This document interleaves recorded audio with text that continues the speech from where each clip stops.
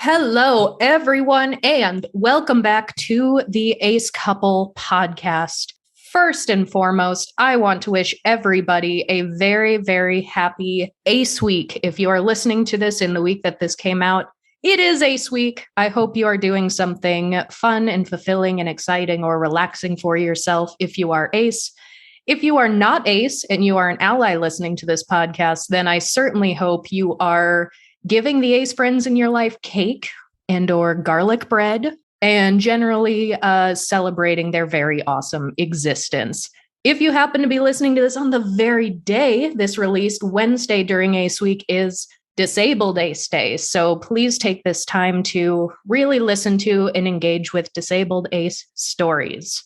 Now, on to the podcast. My name is Courtney, and I'm here with my spouse, Royce, and I am very, very thrilled to tell you that we have another phenomenal interview for you today. We're here with a very good friend of ours. We really, really appreciate them, and we know you will too. So go ahead and introduce yourself for our pod people. All right. My name is Mick. I am Ace. I'm also Arrow. I'm a potter and musician as well, and I also stream on Twitch. And I think that's good, right? Absolutely. Well, if I'm not mistaken, you're not just Ace and Arrow, but you are what we love to call a AAA Battery. I am. Yeah. I'm also agender as well, which is pretty cool. It really is. We love collecting A's around here. All of the A spectrums. So I am so glad that we finally have you on for today, because I actually, now that I think about it, I think the very first time I was able to really start to get to know you was about a year ago today, because you were one of our inaugural interviewees for last year's Disabled Ace Day. Mm-hmm. That is true. And since then, we have gotten to talk a lot more. You're even in our D&D party. We love playing D&D around here. We've seen some of your streams on Twitch and your beautiful pottery. So we just appreciate all the many things that you do. But in honor of Disabled Ace Day, we have a lot of things to talk about today. But let's go ahead and start with that.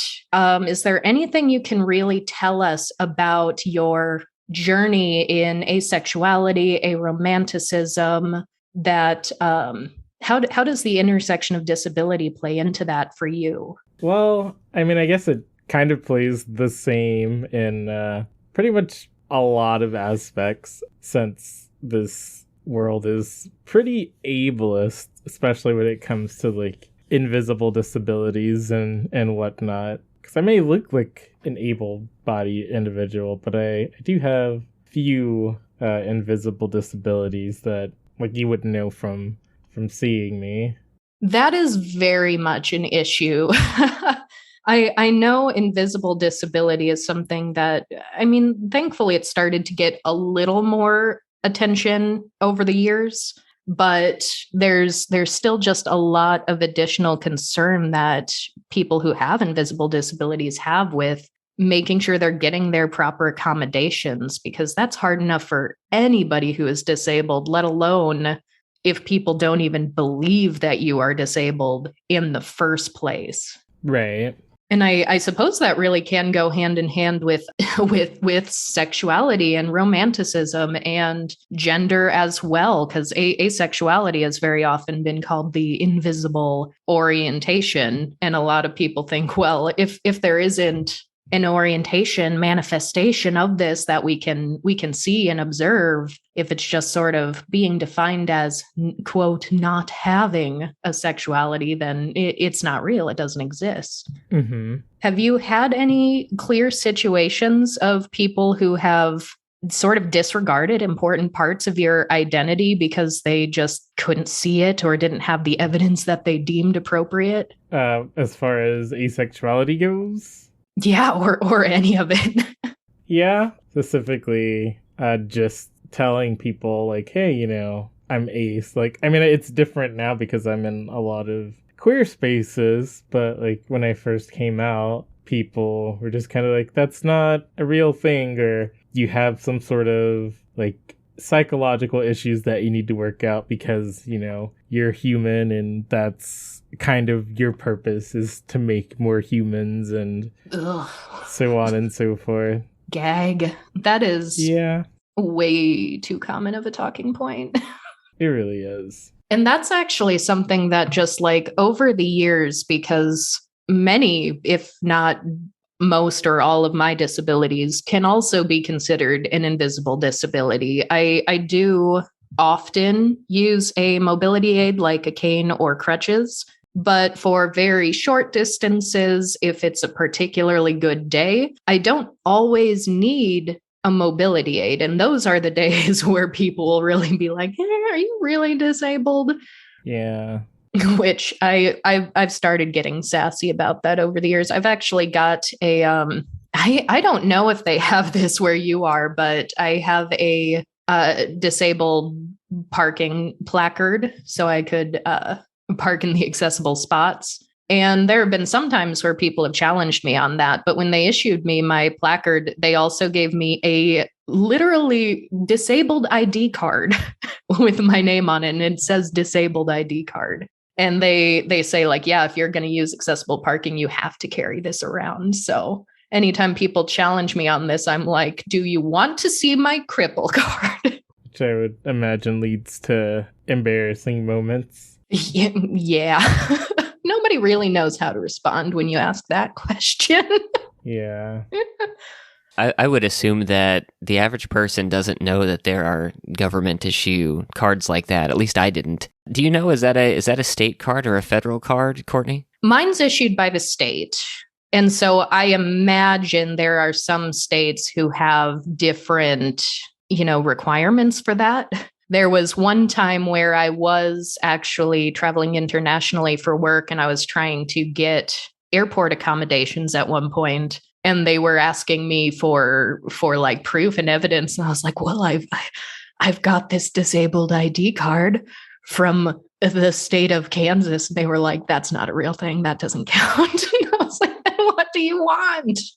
But yeah, if you are willing to share, what are some of the disabilities that you have? Well, I'm bipolar, which is one. I also have diabetes and chronic fatigue, and I might possibly have ADHD or something. It hasn't been diagnosed because for some reason it's really hard to get some sort of diagnoses for ADHD in like adulthood, at least for me, rather. Yeah, absolutely. It's really hard to get a diagnosis for, I think, probably anything that is considered neurodivergent or neurodiverse as an adult, because a lot of those things, whether it be ADHD, autism, even sometimes OCD, like those things are thought to be really obvious in a parent that you can peg in a child really easily. And many adults end up really, really struggling if they go undiagnosed. Yeah. And that's, I think that's pretty common too, because especially if you exist in disabled spaces and you get to meet and befriend a wider variety of disabled and neurodivergent people, sometimes you start looking at all the friends around you and you're like, man, we have a whole lot in common, but I'm the only one in my friend group that doesn't have this diagnosis. Right. Royce and I have definitely, we talked just very, very briefly about this recently, but we've both for a bit over a year now been pretty convinced that we are autistic and just have not yet been diagnosed. Yeah, that's kind of where I am too, because it's like I have a decent amount of autistic friends. It's like, a lot of the things that you're saying that you do or you feel, like those are things that I also do and feel.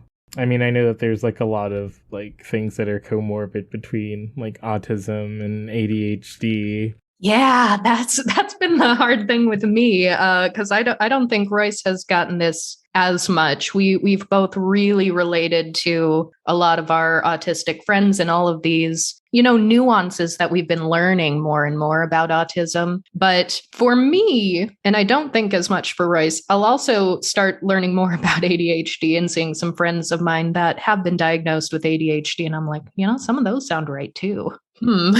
So it's like, is it one or the other, or is it both? Yeah. Which I'm sure a lot of people listening to this that haven't been through it themselves are probably like, well, that's not an official diagnosis. You should probably see a doctor about that. But if you're one of those people, then you probably have not been subject to intense medical discrimination before. Which is a very real thing. Is that something that you have dealt with either along with your disabilities or at all with your sexuality, especially if there are any complications, because you are also Black?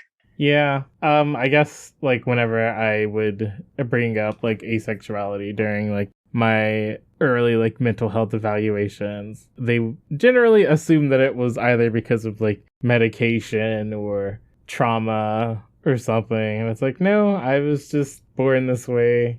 But as far as like autism and ADHD go, I know that it is something that is kind of seen as like a cis white male disorder. So when I brought it up like about potentially having ADHD, my psych was pretty much like, well, you weren't diagnosed as a kid, so like probably don't have it. That ship has sailed. Yeah, and they're like, especially if you like didn't do poorly in school, and or if you were just kind of like in the middle, like if you excelled or like did poorly, then you probably have it. But if you're like in the middle, then probably not. But yeah, The school diagnosis is interesting because kind of the first sign of neurodivergence that I've had was dyslexia. And it's something that I've been kind of thinking on for a long time, but I just didn't know enough about how broad it is. But I did always do pretty well in school, but I learned at one point that I couldn't study like most people could, and I couldn't go about lessons in the same way that most people could. And I would have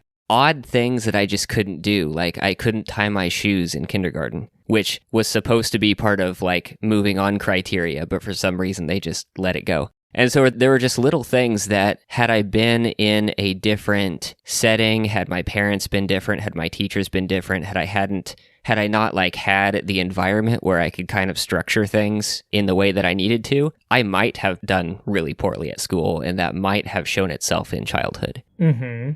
That's interesting because I never really, like, I have a hard time with, like, studying, too. So it's like I either get it or I don't. Like, there's no in-between. And then there's Courtney, who also very much definitely has OCD. And if I guess a combination of OCD and potentially autistic special interest, I will get really, really hyper fixated on one thing until I know absolutely everything there is to know about that thing. Mm-hmm. I guess that could be considered studying, but that conveniently didn't happen with most of my subjects in school.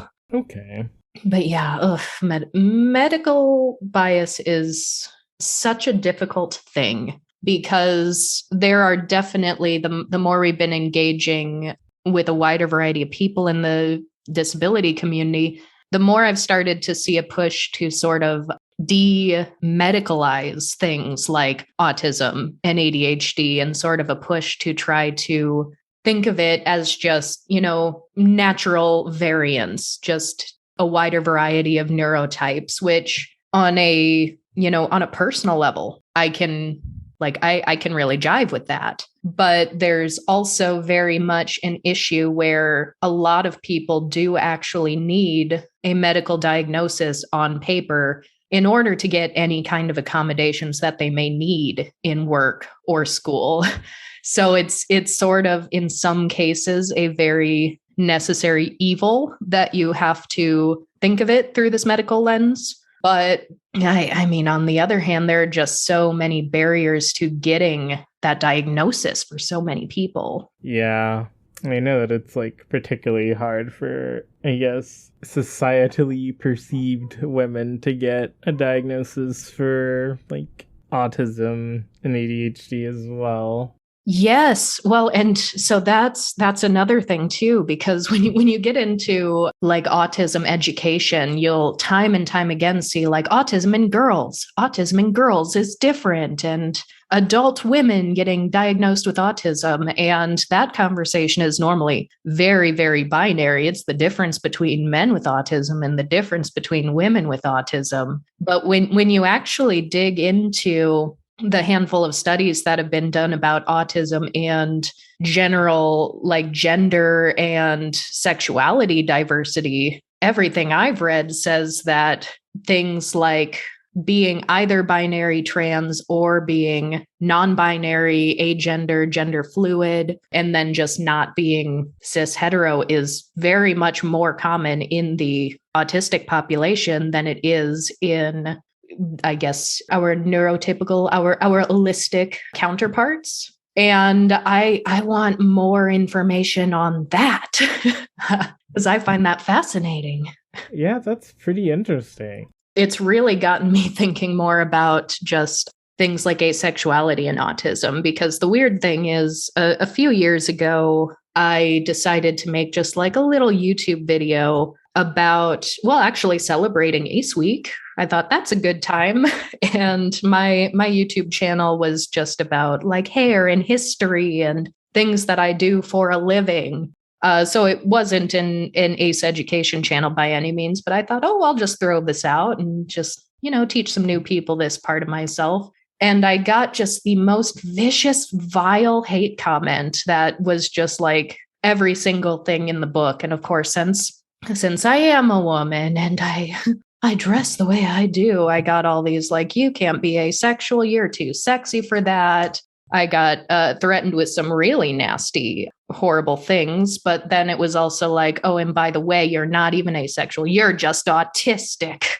And I know that was meant derogatorily. But at the same time, it's like, oh, I can see why there are going to be people in the ACE community who are going to really, really want to separate that and be like, asexuality does not have anything to do with autism, because people will throw that around as if autistic were an insult, which we know it is not, but we know that's how the bigots mean it to be. So there's going to be a drive to try to separate that. But I also know some people who are like, I did get diagnosed with autism when I was younger.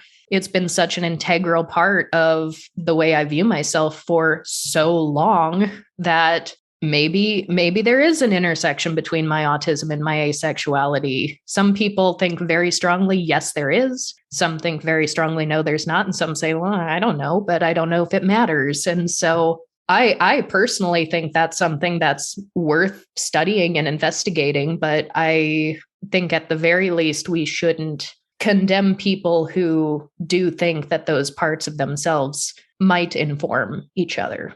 Because at this point, I'm like, heck, I don't even know. Yeah, it's hard to know sometimes. Well, and it's really that desire to separate the two is really just more ableism, because the fact that someone is also autistic or any number of other diagnoses, you could substitute this for any type of neurodivergence or any type of disability. The fact that they have that disability or neurodivergence doesn't mean we should respect any part of them any less. Right. Yeah, it seems like in some instances to try to say that, well, this is happening because of this other condition is an attempt to like delegitimize whatever that thing is, where you can have multiple things going on that may be comorbid to some degree or may have some underlying thing, or, all of these parts of your brain just could be commingling to make you the person that you are. And like, that doesn't make any one piece any less valid or supported than any other piece. Most definitely. So one thing I really, and, maybe we should just take a little step back, because when we were talking with you, Mick, one thing we really, really want to talk about is the fact that you actually have military experience. I do. And I don't think that I personally have ever seen anyone discussing at length what it is like to be an asexual person in the military. So I'm very, very fascinated to hear what that experience was like for you. It was not a pleasant experience, I will say that, but I don't know, it's weird because, so like when I was in, like, it was kind of like frowned upon to like be gay or anything like that. But when I told people that I was ace, like, it was generally met with a lot of skepticism. And then, the common, you just haven't met the right person yet. Ugh. I know. My coworkers actually got together one day, and it was kind of like an intervention, but it wasn't. Like, I was like sitting and they all like kind of surrounded me, and they were just like, there's something wrong with you because everybody likes sex. Everybody's sexually attracted to people. So yeah, and that was... They approached you with that as a group?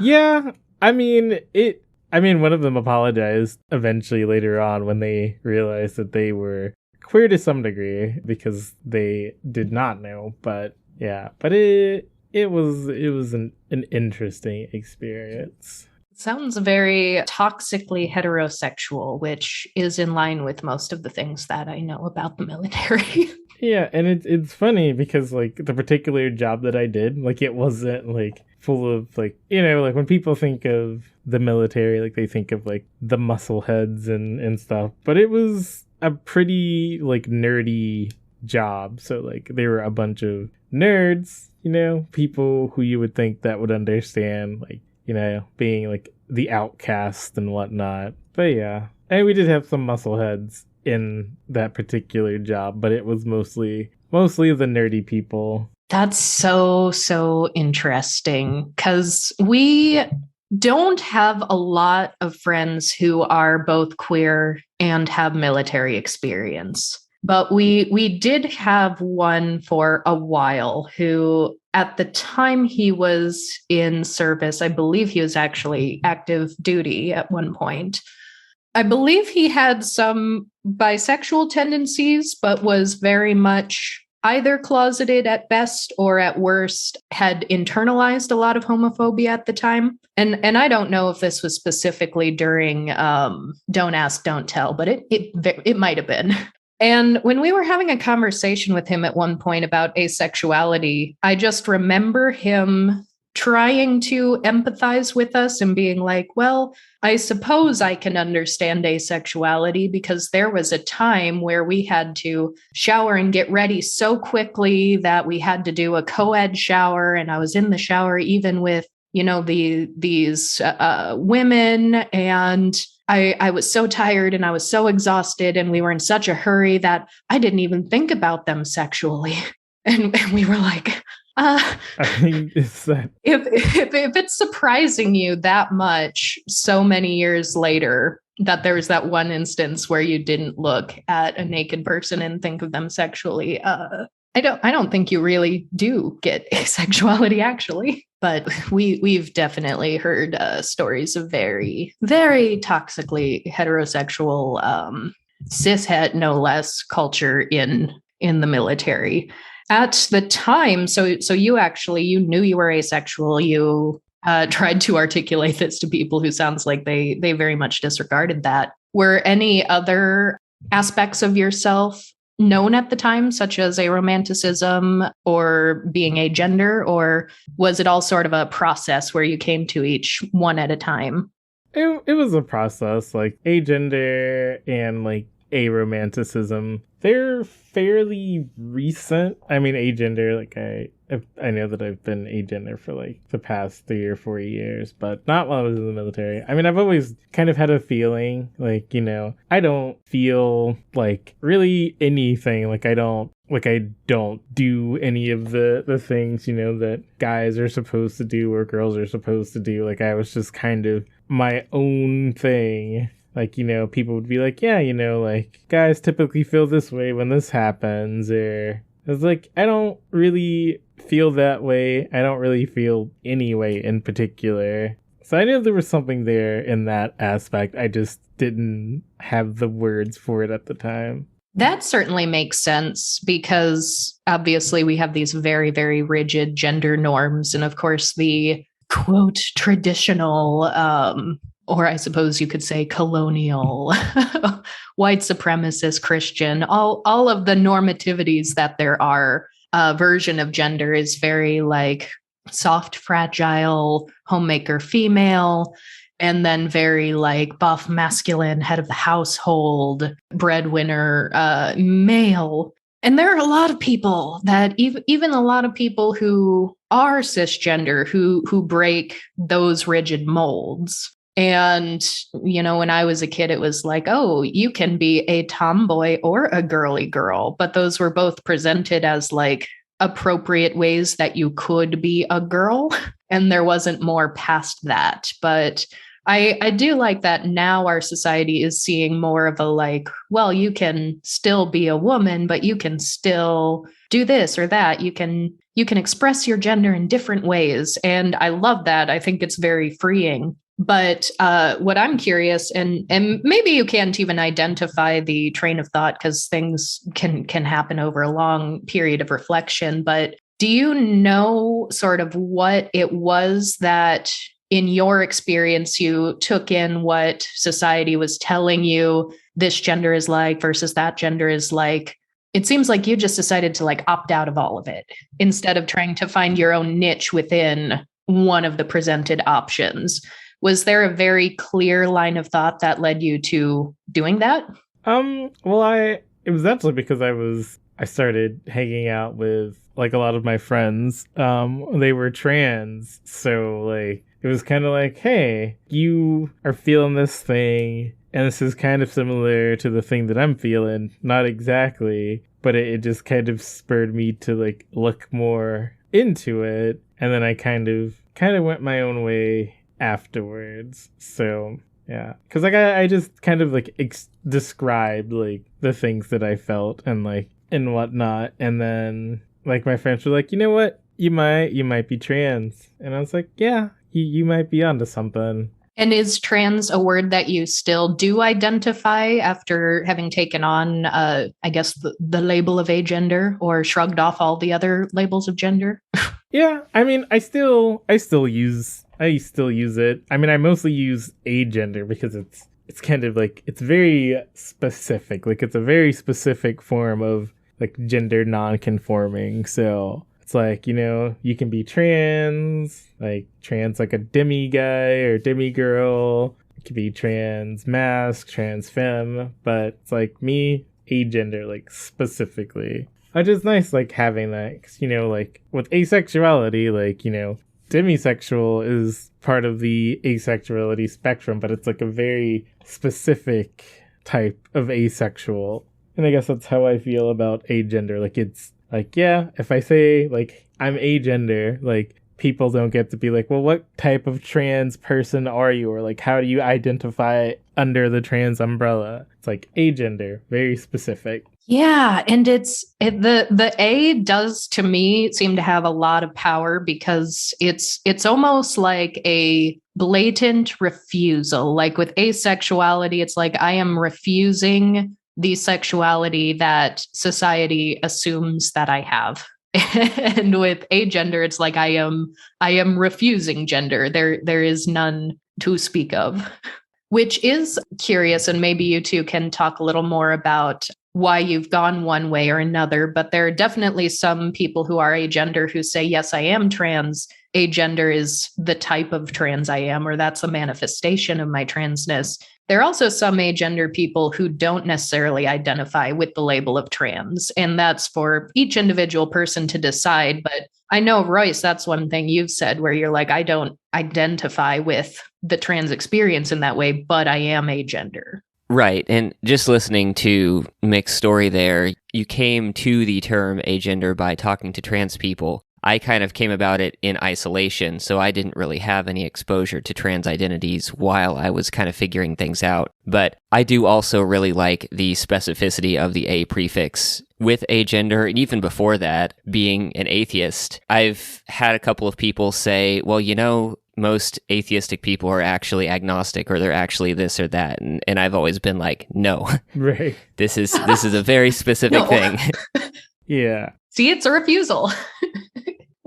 Yeah, for me also, it's kind of hard to separate the way that I may be perceived by others. I think that's a lot of how my anxiety manifests, is my subconscious brain kind of stewing over projections of how I might think others might see me. And if I did start using the term trans, there would be that need to have a deeper conversation anytime I mentioned it. Like if I felt like if I just told someone I was trans, their first guess would give them the wrong impression. Yeah. That's an interesting point. And see, my gender's an odd one because I don't not, I guess, relate to being agender, because I'm like, yeah, no gender is great. And I understand the logic. But I also think back to like, I was like 5 or 6 years old. I was very young and I made a pie chart of my gender. And this was like the tomboy or the girly girl years. And I was like, well, I was very critical of that even at a young age. I was like, well, if you're going to be a tomboy, like maybe you could just be a boy. But I was like, but just being a boy isn't correct. And sometimes being a girl is great. So I was like, all right, 50% boy, 50% girl. Yes, both of them. And then I looked at that chart and I was like, that's not right either. So I was like 25% girl, 25% boy, and 50% other. And I didn't know what that other was. So I just wrote other/Courtney. And I was like, yep, looks good. That's correct. So now as an adult, I know there are some people who identify as trigender. And it's like, well, if that word was given to me at a really young age, I would have been like, yep, that one. But I also, my brain, and maybe this is my own brand of neurodivergence, my brain is very much like all or nothing. Like I can't do those little habit trackers each month. I've tried, but I'm like, I need every single day, every habit I'm tracking to be completely filled out. Otherwise it's useless. And I know that's not a healthy way to use them because it's supposed to just measure your progress and whatever. But my brain's like, oh no, all or nothing. I think my brain's kind of the same way with gender. It's like either you have all of them or you have none of them. And yet it's also just kind of an odd thing for me because I love the performance of being a woman. And I think that's my gender expression is very much performance based. And I kind of have always been a performer. And so regardless of how many genders I do or do not have inside of me, it's like I enjoy performing womanhood. And I know that not everyone likes gender performance. I know that it's a very limiting and restricting thing for a lot of people.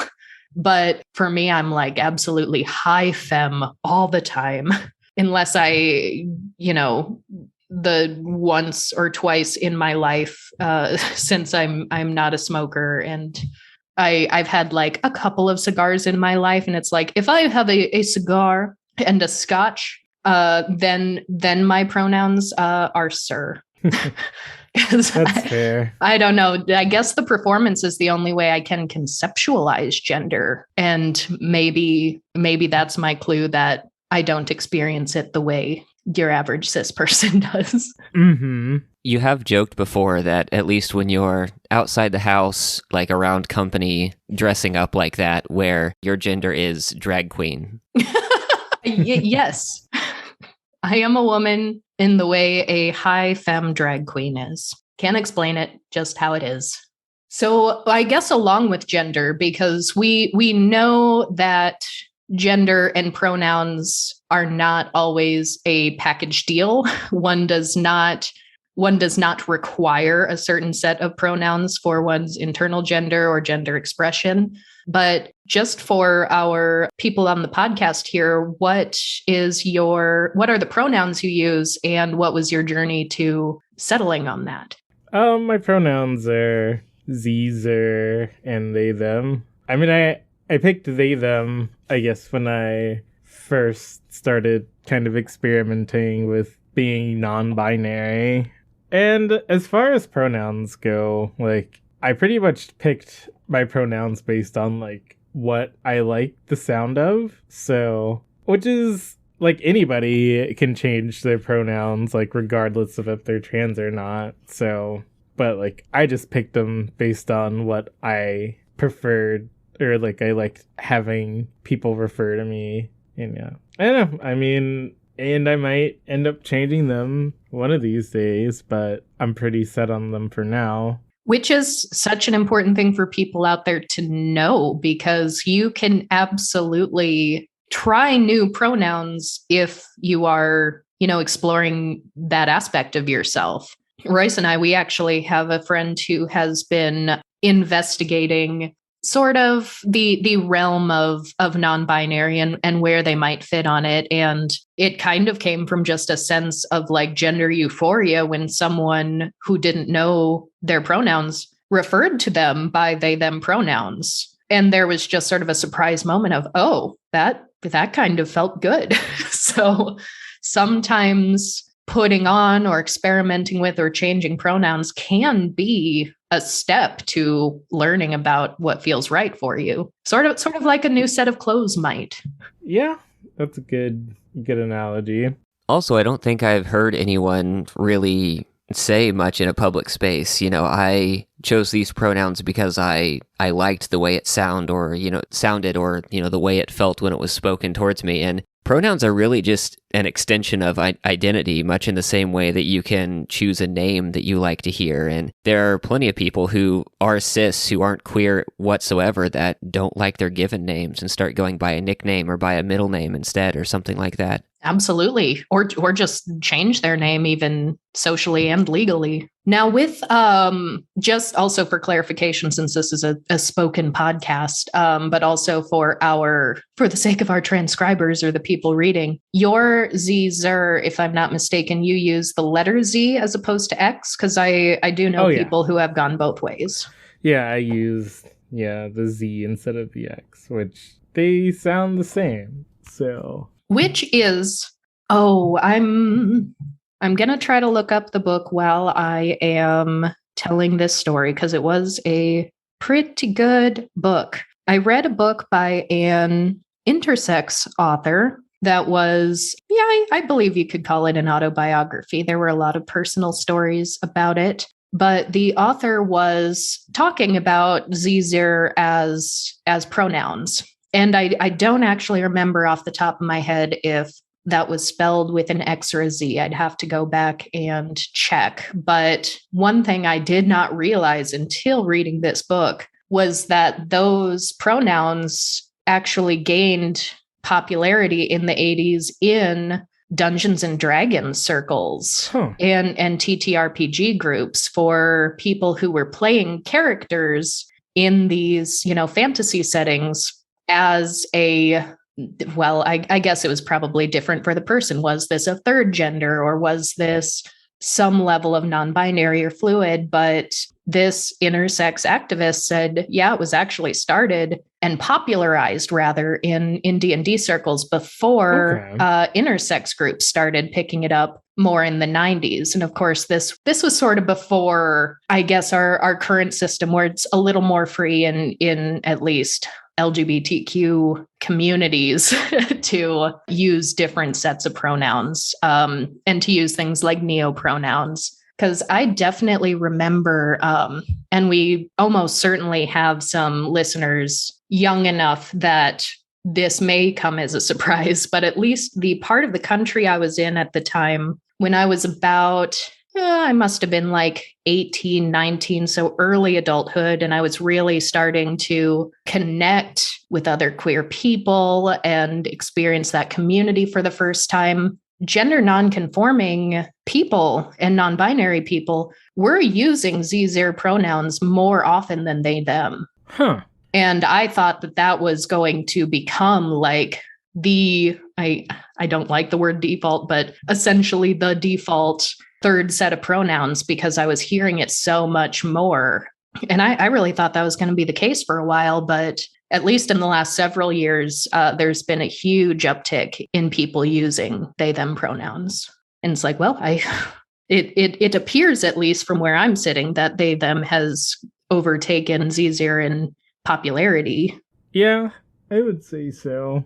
But I know that there are a lot of, I guess, cis people that for some reason don't understand the usage of singular they, them. Yeah, Yeah. that's kind of funny because occasionally you can find some author writing, in classic like American history, mentioning just how they them is the gender neutral, like singular, both singular and plural pronoun. That book, by the way, that I read was Born Both, An Intersex Life by Ida Veloria.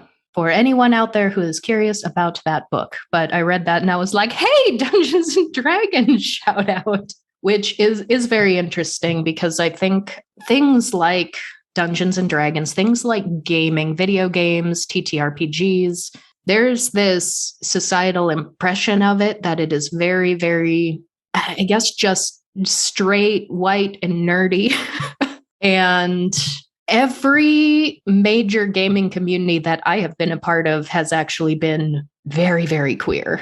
And I think gaming is really, really important to a lot of us in these communities. And when it comes to things like D&D and role-playing games, the number of trans friends I have who have told me that their very first step to exploring their gender was by creating a tabletop character that was the gender they were exploring for themselves. And I just think that is so powerful and so important. And I wish more people understood exactly how important gaming can be to us in these communities.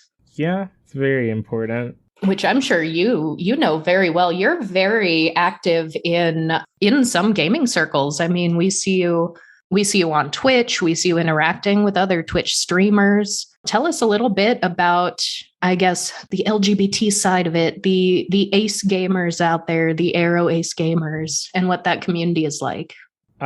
There's actually a surprisingly high amount of ace and Arrow gamers that I game with. I'm also in another, I have a campaign that I play in on Wednesday night, and everyone in that is also some form of ace, which is nice, because I feel like most aces they get it, as far as D&D goes.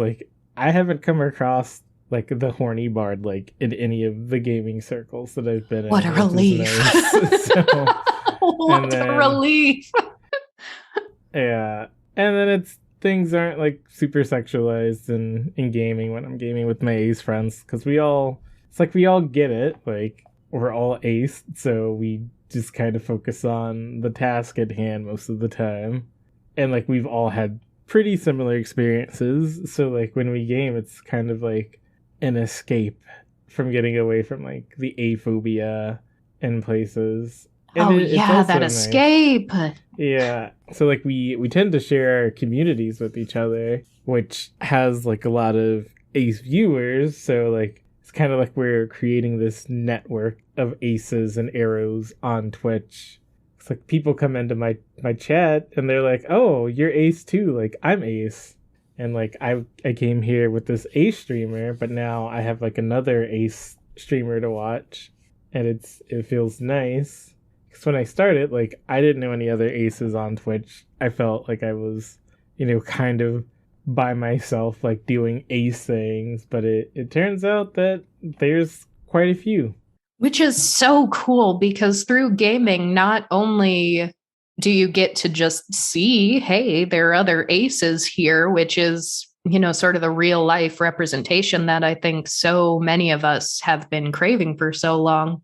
But you also get to really just have fun with each other and play with each other. And when you get into things like role playing, it can actually become such an intimate, personal way to share little parts of yourself in a very unique way. So I think that's so cool. And honestly, we didn't even know until last year that there was such a big sort of network of ace arrow streamers, because, well, for one, we just hadn't done much on Twitch. I was oddly enough a really, really early ace streamer for a very small period of time. I was like the one woman who was playing League of Legends for like a couple of months. And I was like, whoa, way too many people are watching me. This is overwhelming, and stopped and never looked back. But then I just didn't even think to look for a community there, even though I like games. I like playing them. I like watching them. But when we started our Twitch account, we found the Aces Playing at Attraction stream. And then we found you, and we started watching, your two channels. And we were like, oh, wow, actually, like you said, you share communities. So we started learning about more people through you all. And I think that's really, really, really powerful, because we often say like the ACE community, but we don't always do the actual things you would think a community would do.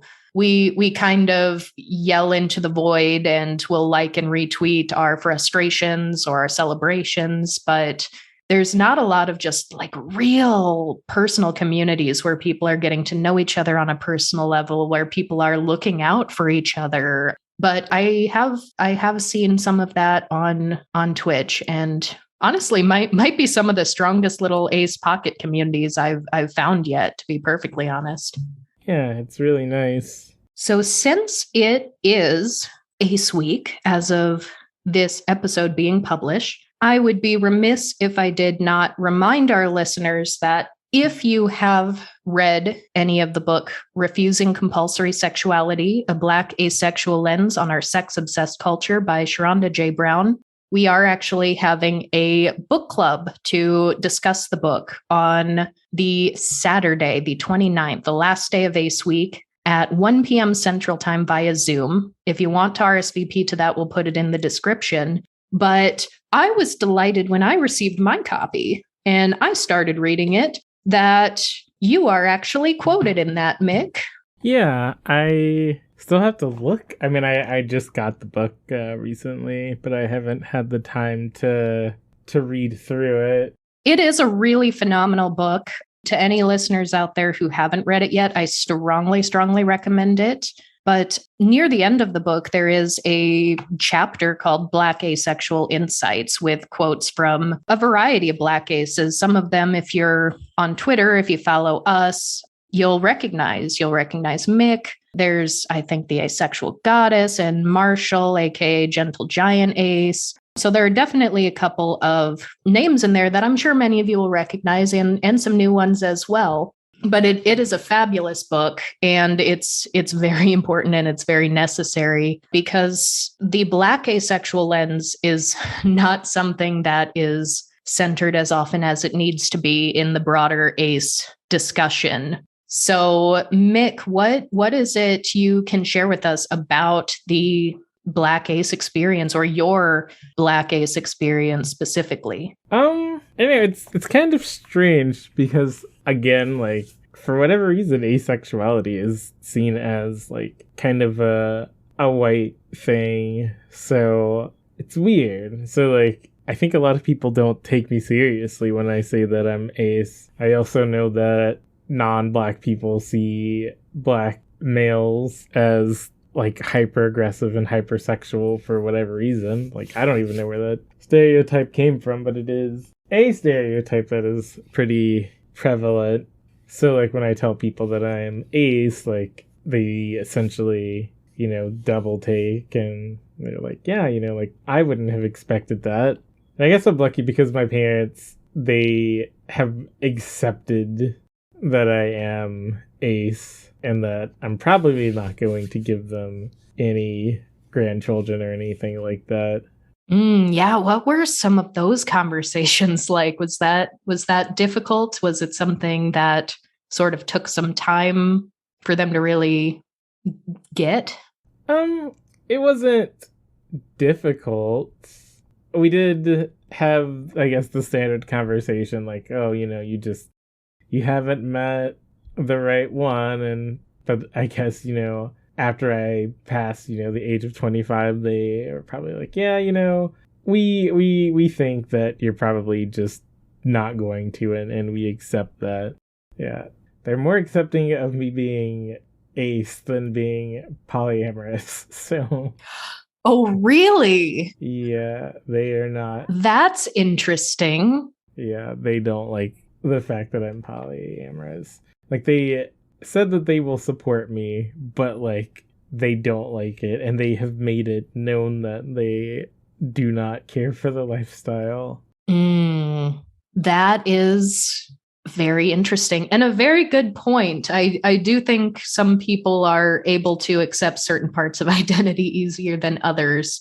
Do you know at all where that comes from, or is it just kind of one of their own personal hangups? Or Well, my parents they're extremely religious, so that's I think that's a big, a big part of where it comes from, because, they believe, like, one person for one person, man with woman, etc., etc. So, like, the fact that, I can have multiple partners if I choose to, it doesn't slide with them because they think it's, I guess, sinful, so to speak. Good old-fashioned sin argument. Yeah. So why don't can you tell us a little more about what polyamory means to someone who is asexual and aromantic? It's funny, and I guess maybe a bit ironic, but being polyamorous actually, helped me come to it helped me realize, that you can love people in different ways, and, like platonic, aesthetic, familial, sexual, etc., etc. You can love them all in different ways, but like no way is more or less valid than the other. Because I feel like most people think, like there's like this hierarchy where like romantic love is at the top and then everything else is underneath it. That being polyamorous just kind of helped me realize, like, yeah, like I can love my partner in a way, and I can love my best friend in a way, and like I both love them very deeply, but I love them differently, and like I can love multiple people, regardless of the type of love, and like it's still meaningful, and it's still like no one is better than the other. As far as being ace, I actually started off in a bad, like I've had a couple of like bad polyamorous relationships before. Like my introduction to polyamory was not a good one. Like my partner at the time was like, well, like you're ace, so like I have these needs that need to be fulfilled, so I'm going to get them fulfilled in some way, like whether you want me to or not. And I was like, like I was fine with that at the time because I didn't really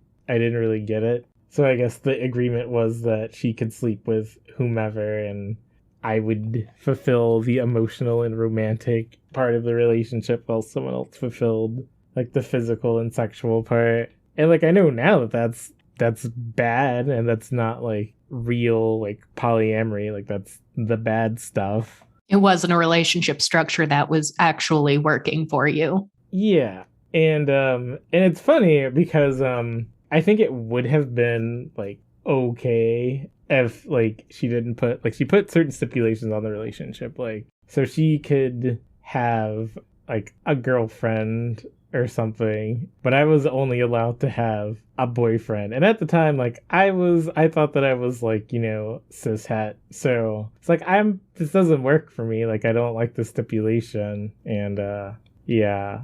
So you thought you were cis het, and she was like, I guess you can see other people only if it's a gender you're not interested in? Is that what I'm getting from that? That's a little bit oddly, controlling for one, because this wasn't a discussion. This was a stipulation that she was laying out, which is not good. But wow, I don't understand the logic at all on any of these levels. Oh, I'm sorry. That sounds very much not like the right way to do an open relationship. Yeah. But I'm definitely a lot better about it now. Like, I communicate with my partners and whatnot, and we come to agreements. Yeah, it's although I don't know. Most of the time, they always ask me, like, it's weird because for some reason, I guess people like equate like, sexual attraction to like just attraction in general. Mm-hmm. So it's like they assume like, hey, like if you're ace, like you don't have sexual attraction, that means you're not attracted to them in any way, shape, or form, which means that they're unattractive. It's like that's not how that works. Yeah, so you've actually had partners that don't seem to really understand the way you experience attraction. Yeah. And it's like other aces, like they get it. Like I don't even have to like say much of anything. Like I can just type out a sentence that other aces will see and be like, yeah, like that makes sense. Like that's me. But like with allos, like it's like they'll see it and like they can't wrap their head around it. Yeah, that's very interesting because the different types of attraction that people may or may not experience, I think is very personal. But those of us on the asexual spectrum, we at least know that the way we do experience different attractions, if indeed we do, is we just have a very different relationship to it than allosexual people do. So we at least have that like shared community understanding, which that I think the polyamory and or open relationship discussion is very, very interesting because you are polyamorous now. You've had bad experiences in the past. And I think it's good to talk about both because one of the frustrations that we have had as a couple of aces is that so often when you go to asexual forums, when people are asking for advice or they want a relationship, but they fear that it must be with an allo person because just numbers wise, that's most likely. And people wondering how to navigate that, sort of the default answer that we see time and time again is open relationship, polyamory. And it gets thrown around as this just like very simple, like just do this, problem's fixed.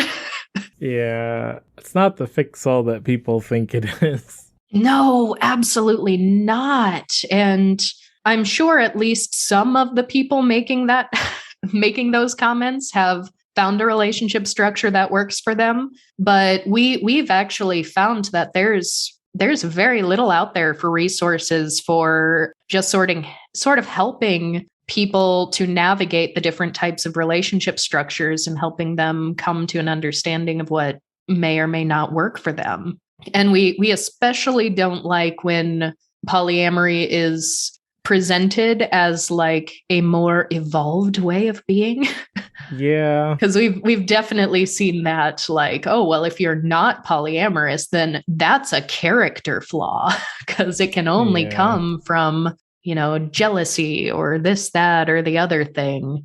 And I honestly think that relationship structures, although we don't talk about orientation, sexuality, romanticism, we don't talk about relationship structure being inherent to orientation. But I almost think sometimes that it is a part of our orientation. Are we oriented to being on the monogamous side, on the polyamorous side? What are the number of relationships we feel happiest in, that we feel like we really flourish? And what is the nature of those?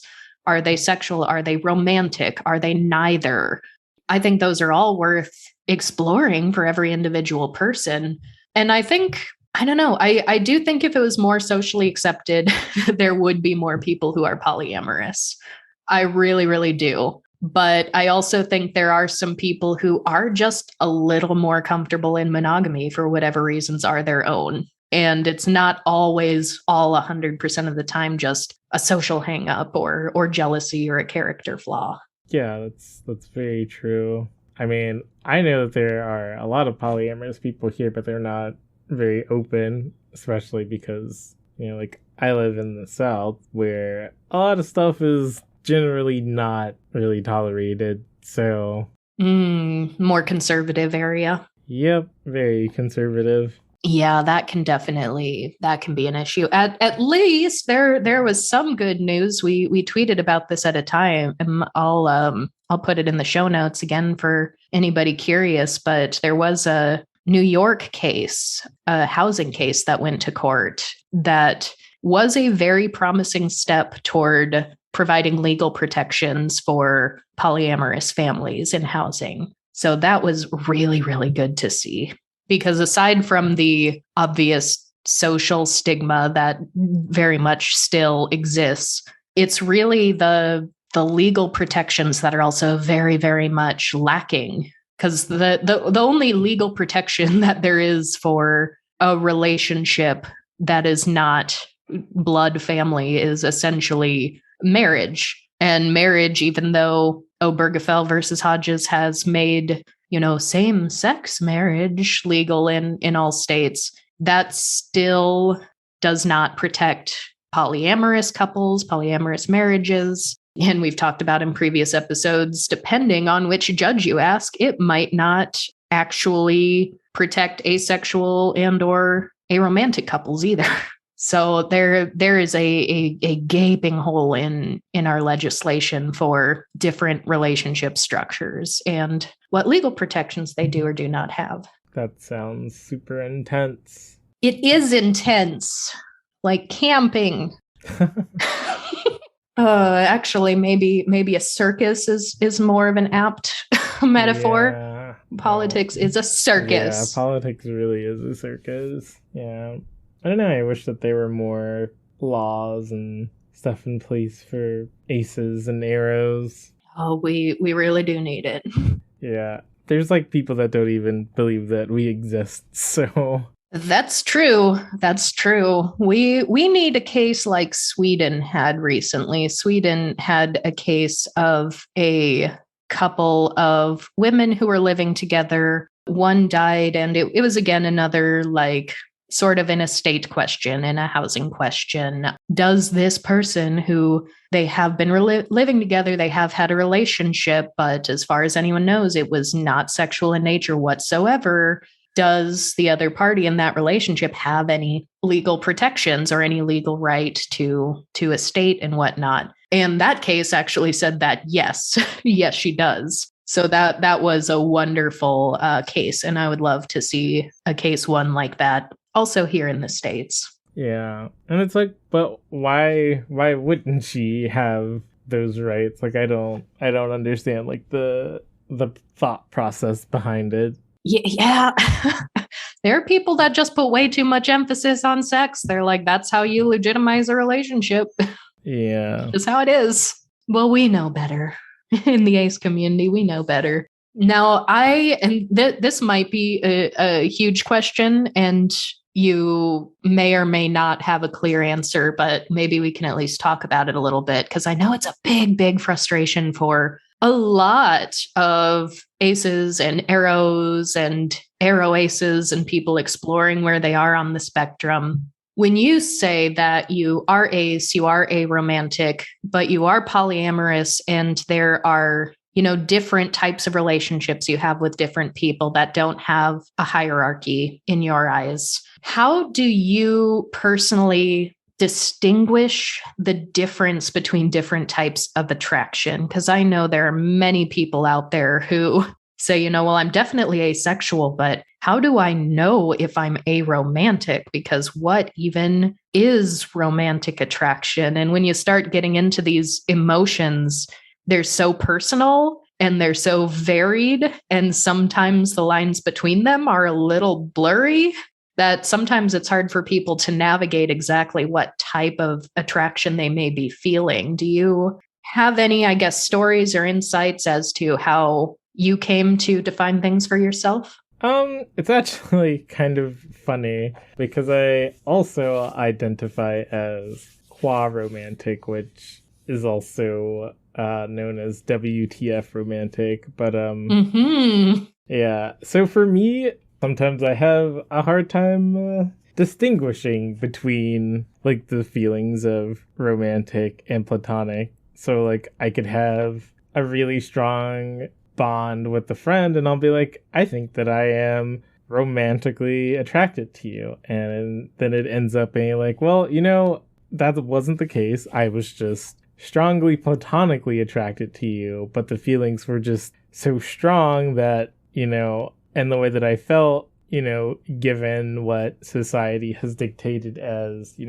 being romance, like I mistook it for romantic attraction. Because there's a lot of things that you can do with your friends that aren't necessarily romantically aligned. Like you can go out on a date with your friend, like go out to a nice dinner and do some nice things, go home, cuddle on the couch and stuff. You can be physically intimate with someone without necessarily being romantically attracted to them. And I guess it was kind of like when I started to realize that I could do all these things with people and it wasn't necessarily tied to being romantic, that I could kind of separate myself. I mean, I still have trouble distinguishing, but I think most of my feelings for people are typically platonic. But the things that I do and say to people, I guess from an outside perspective, might be seen as romantic. So it's hard. And I know that I've seen that a lot of aces specifically have a hard time like distinguishing their feelings. Like, hey, do I have like a romantic crush on this person, or is it platonic? And is it a squish? Yeah, and it's hard, but like I guess it's kind of like one of those things where it's like I just took the time to think about it and decided. So like I identify as aro, but I mean I still can have like romantic feelings for someone. It's just one of those things where it's like, yeah, I can't really tell the difference between like romantic and platonic attraction. And more often than not, I am platonically attracted to people. That's what it usually ends up being. So then there's quoiromantic, which is some people, like some quoiromantics, don't consider it to be an aromantic orientation, but like I do. Like I have friends that are also quoiromantic that use that as their aro like identification.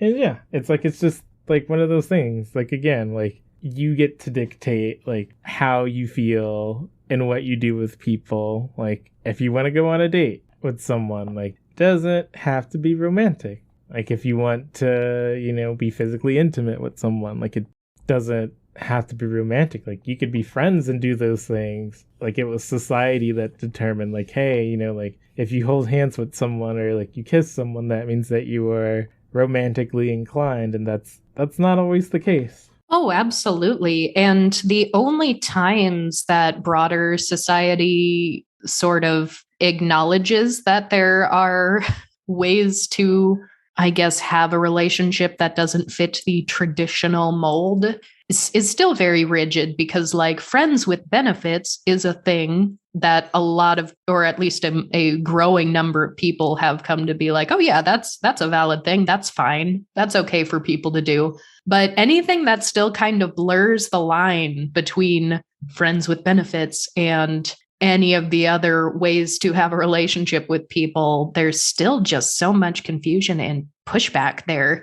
And it's especially weird because I think no matter who you ask, when you say, what does romantic attraction actually feel like, or what is romance? People are going to have such different answers, whether they're aromantic, whether they're demi-romantic, whether they're just full-on like hopeless romantic attraction abound.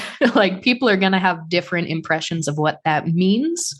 And I think a lot of that is informed by the society that we grew up in. People tell us, a candlelight dinner is romantic and a walk on the beach is romantic. So a lot of people have this romanticized look in their head of, once I fall in love with someone, I want to do these things with them. But it's like a candlelit dinner and a walk on the beach. Like you can do that with anybody and still have a good time.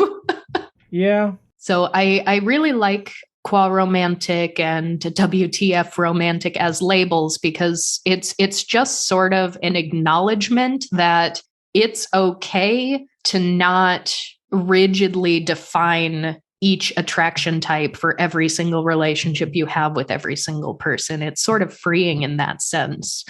And also, every time I see someone type WTF romantic in like a hashtag where there's no space between it, I can't help but in my head hear, what the fromantic? I don't know why. Yeah.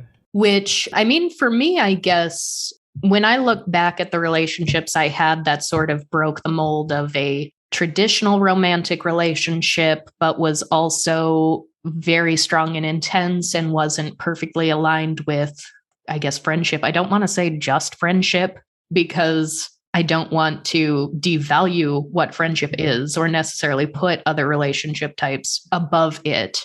But when I have felt something a little extra and a little different from most of my other friendships, it's really just with the gift of hindsight that I've been able to say, like, that was definitely a queer platonic relationship. And if I had one like it now, I would be able to put a label to it. But back then, it was a situation where, I mean, for me, I am asexual. Like, there is no demi in me whatsoever. So like, when I say like there was not sexual attraction, there never has been for me. Not conditionally, not a little bit, just none, not there. But with romantic attraction, for me, it's a little weirder. It's still a little rare. It might be a little weak. It might be, I don't know. It's a little weird. There might be some demi-romance there, but I don't think my queer platonic relationship was a romantic attraction. Right. Because if I were to put a word on what I have with Royce, I do think we have a romantic marriage. But I think this might be the only relationship I've ever been in that I have like 100% definitively been like, yes, this feels like romance. So it's like, well, I don't think there was a romantic element there, but there was something else. It was something different, and it was very, very powerful and very, very important. And so for me, at least, being able to look back and sort of retroactively define that as queer platonic has been really good for me in trying to separate out how I experience different types of attraction. But is queer platonic for you a word that you currently or have ever used for any of your relationship types? Yeah, I've used that. Just, I don't know, like I feel like when I use it, it's kind of like it's like something that is, I guess, not defined. Like I don't want to say that it's like it transcends like platonic relationships, because then it sounds like it's better, but it's kind of like this weird, it's like its own thing, kind of like in between like romance and platonic, but like not necessarily having like elements of romance. It's just kind of like I don't know, it's like a different bond. Yeah, like a sliding scale sideways as opposed to a hierarchy where one's above the other. Yeah. Very much still a spectrum, but something else, something different. I can relate to that for sure.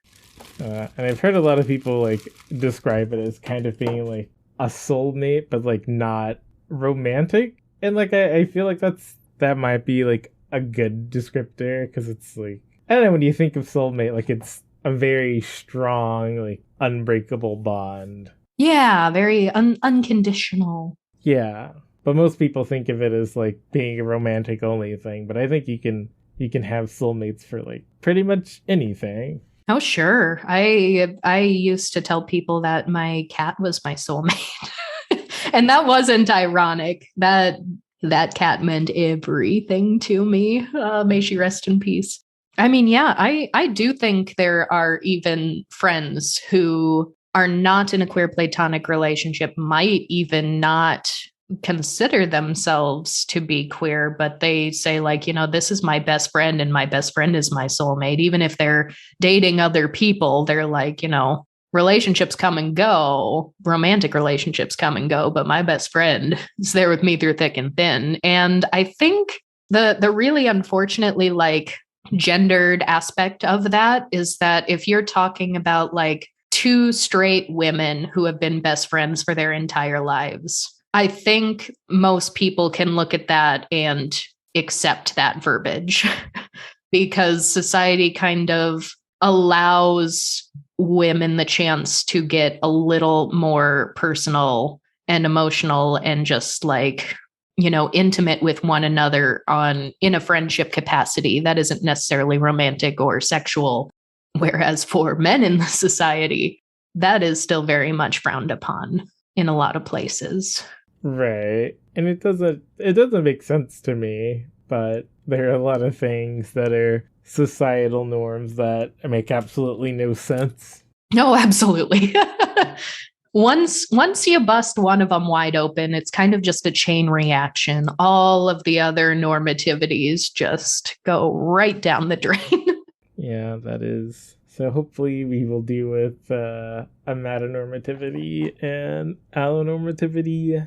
Yes, cis heteropatriarchy, all of them, ableism.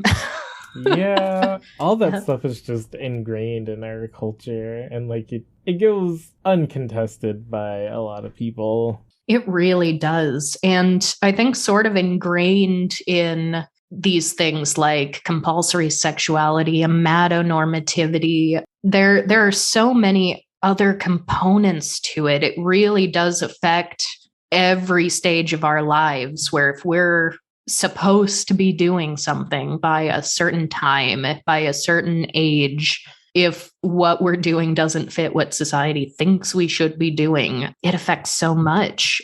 Actually, there's another normativity term for that. It actually does get discussed a bit in Refusing Compulsory Sexuality as well. So I'm just going to tell all of our listeners all the time to read this book, because I do think it is the most comprehensive book on, I guess compulsory sexuality, but so many things, Black asexuality, all of these normativities that we're constantly fighting against. But another normativity that gets talked about is chrononormativity, like chronological. And that is that things are supposed to happen by a certain time. You're supposed to have, quote, lost your virginity by a certain period of time. You're supposed to be married at a certain time. You go to school, you go to college, you graduate at a certain time. And then by a certain age, you have to have kids. And it's all sort of on this predetermined societal clock. And a lot of that is all wrapped up in amatonormativity, because a lot of it is dictating what type of relationship you should have by a certain point in your life. And that's a marker of maturity. People think if you haven't reached those milestones or the rite of passage by a certain period of time, then you are inherently, infantilized. And that's something that a lot of us in the ACE community hear, like, oh, well, you just need to grow up, or you're a late bloomer. Yeah, just very insulting. Very insulting. Well, and I've also just kind of said that society just also really hates children. I've ranted about that a couple of times on this podcast. Like, society really does not see children as autonomous beings. And like, of course, children need to be raised and they need assistance with things to varying degrees, depending on, their age and capabilities at certain points. But like, that's still a little human. Like, every time someone's like, I hate all children, I'm like, oh, you mean that very large group of humans? So it's really like when people are infantilizing one another, like, oh, you're just a child. They use child as if that's an insult. It's like, we've all been children. There are children now. Why are you equating child with bad? Yeah, I never understood that. It's just me, though. It's hard to be a kid. So many friendships of mine, like we are all very much adults, and it's, for a lot of us, it's been a long time since we've been in school, and we still look back at our school years and we're like, that was miserable. That was awful. So I don't know. Courtney says, give kids a break. I agree. Mick approved. We need to get you a little stamp of approval. Yeah, that would be pretty cool. Mick approval stamp. I still haven't gotten my gavel. I said once that I want a gavel to make rulings on whether or not something is good ace rep. Bad rep, gavel. Still never got that. Bryce, put that on a shopping list for me. Am I in charge of the Amazoning? I mean, ideally, if we could find a small business that makes gavels, that would be even better. We could check through all of the Ace shops to see if there are any gavels. Okay, everybody who has a shop on the marketplace right now, if any one of you out there is able to make me a gavel, I will buy it so quickly. We have over 100 shops on our marketplace now. And Mick, you're Nice. on there too. Your pottery is on there. Yeah, that's exciting. Yeah, we are very pleased with our little marketplace. Tell us a little bit, just because the theme of Ace Week this week is boundless creativity. So there's a big push to show off the creative projects, the artwork, all the ways creativity manifests for the Ace community. And you are an artist in many facets. I mean, we talked a bit about your Twitch streaming, but you've also got your pottery, you've got music. Tell us a bit about just your life as a creative, artistic person. Well, pottery's fun. So the friends that I met that I guess my trans friends, like, they were doing pottery stuff, and I just sat in with them a couple of times, and then it's like, this looks like fun. And then I picked it up, and I've been doing pottery ever since. It's fun. It is relaxing, and then I can also express my asexuality through pottery by, painting the pottery in ace colors or giving it any sort of like ace symbol. So like, it's nice being able to express myself through art. And I guess the same goes for music, but I've been doing music a lot longer than that. Since I was in middle school, I've been a musician. So, but was there anything that you wanted to know in particular? I just love hearing about other artists' creative pursuits, just in general. I think it's really cool that you're like making ace pottery. That is so unique and so cool. Yeah, it's one of my favorite things to do, although I probably need to get more glaze in the near future. What are your favorite things to make with pottery? I really like making cups and bowls, which I guess is they're basic shapes, but I feel like they're like the most versatile pieces of pottery. Like, you can use a bowl for a lot of things. You can use a cup for anything. Can't exactly, use a sculpture or something like that. So like, it's basic, but it's very functional, and I like that. And I can express myself in many ways with the pottery. So it's like, you can have a plain cup, you can have a decorative cup, but they're always going to be used for something, and that's nice. It is really nice when like a high quality handmade piece of artwork is also something that you can just integrate into your daily activities.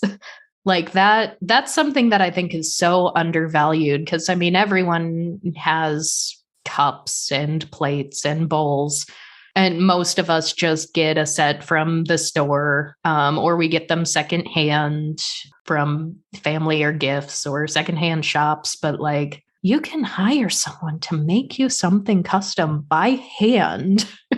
Yeah. And just use that every single day. And to me, it makes life just a little more personal, a little more artistic, a little more colorful, and it's just personal. It's not as cold and corporate, I think. Yeah. So let's see. How can the people order pottery from you? I think you're on the marketplace. Is your name on there the Milky Kiln? Did I get that right?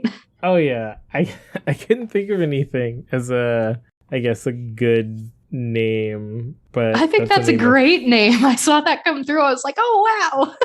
Yeah. My Ko-Fi is probably the best place for picking up pottery, although I recently got back into the studio, so I'm kind of like trying to get back on the bike, I suppose. I mean, that makes sense. Makes perfect sense to me. And with your music, I mean, I know you and I have just had private conversations about music before because I was also a band geek and an orchestra geek, and I played multiple instruments at different points of time. But for the people listening who don't know about you and your music journey, tell us a little more about that. What are your musical instruments and your interests and the way you use music to express yourself these days? I use vocals, I play the trumpet, I play the piano, I do music composition, and I'm trying to dabble into music mixing, which is a whole different beast. But yeah, music is also another fun way of expressing myself. I can express it through, playing or through the lyrics. I don't know, music is a very beautiful and fluid art form.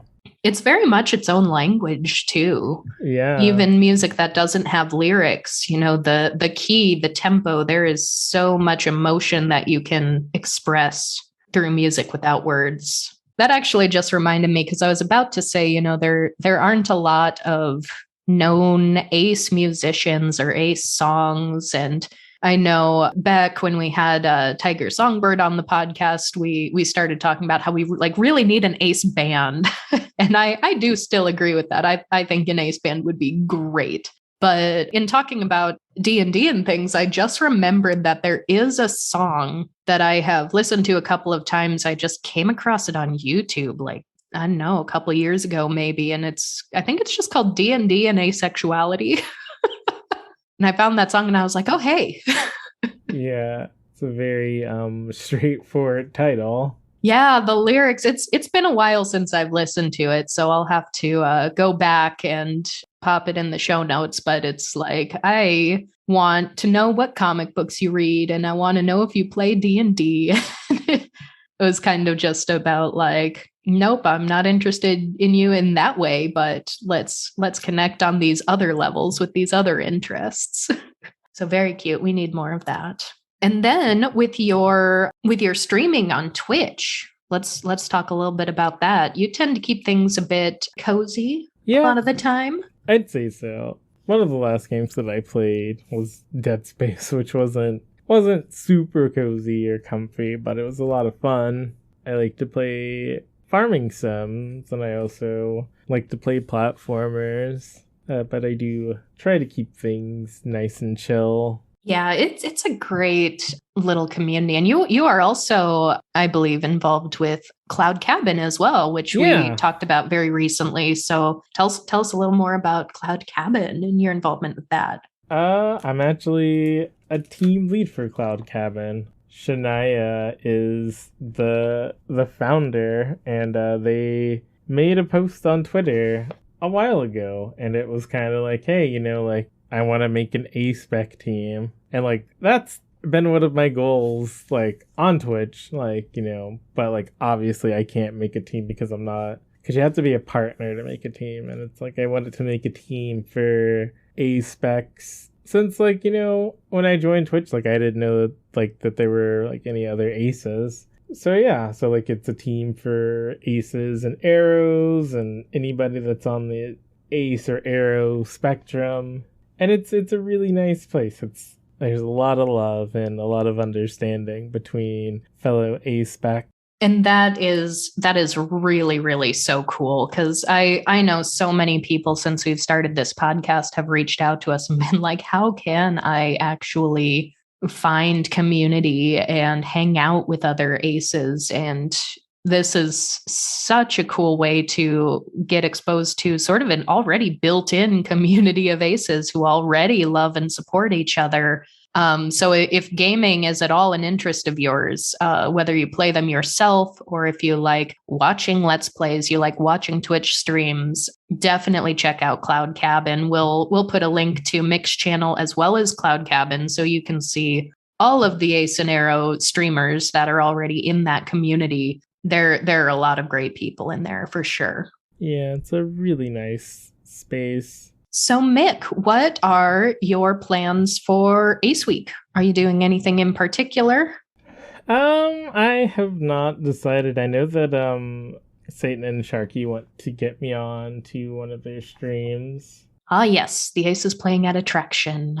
We're gonna be on one of their streams. Race, is that Friday? I believe we're scheduled for Friday during Ace Week, yeah. Yeah, I think we're gonna have a pretty busy week. I think we're gonna try to keep it a little low key the first couple of days because, well, Wednesday, the day this podcast is released, is Disabled Ace Day, so I'll have the reins of the Ace Week Twitter account and doing a lot of engagement for there on that day.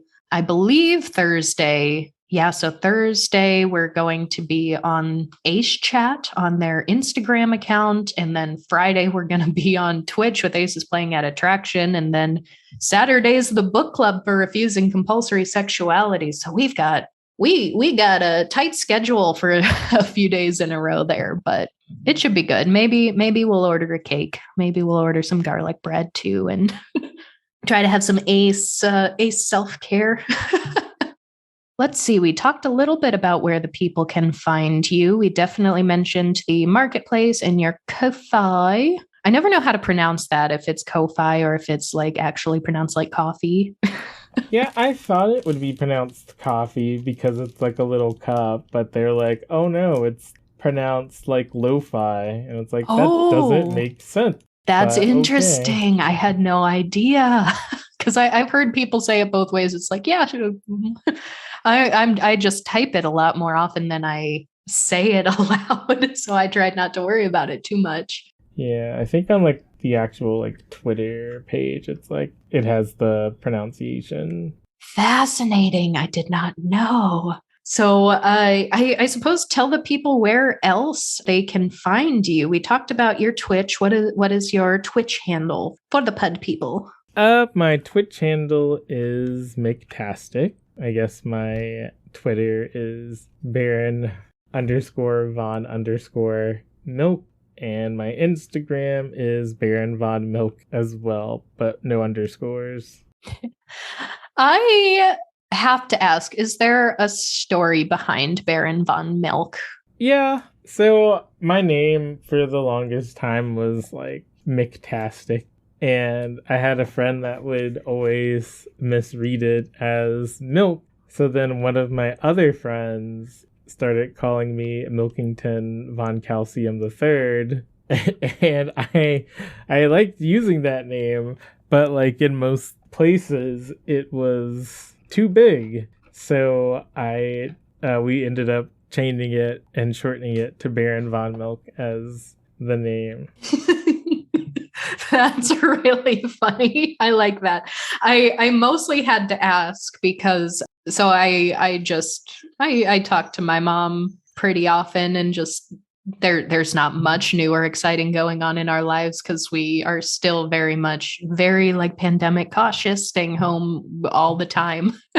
So it's normally just like, yeah, well, we're still doing the podcast. We're playing games, we're working, but it was like a big deal when we started our new all Aces D&D session that you're one of our players in that we co-DM for. And so that was like, hey, I do actually have something new and exciting. Mother, we're playing a new game with a new group of people and it's all Aces and it's going to be great. And so she was so excited about that. But my mom's on Twitter. Oh. And she follows us on Twitter. And at one point she was like, and who are all these people in your group? And I, not thinking at all that she would have any association with any of these people, I was like, oh, well, we've got Sharky and Satan and Mick.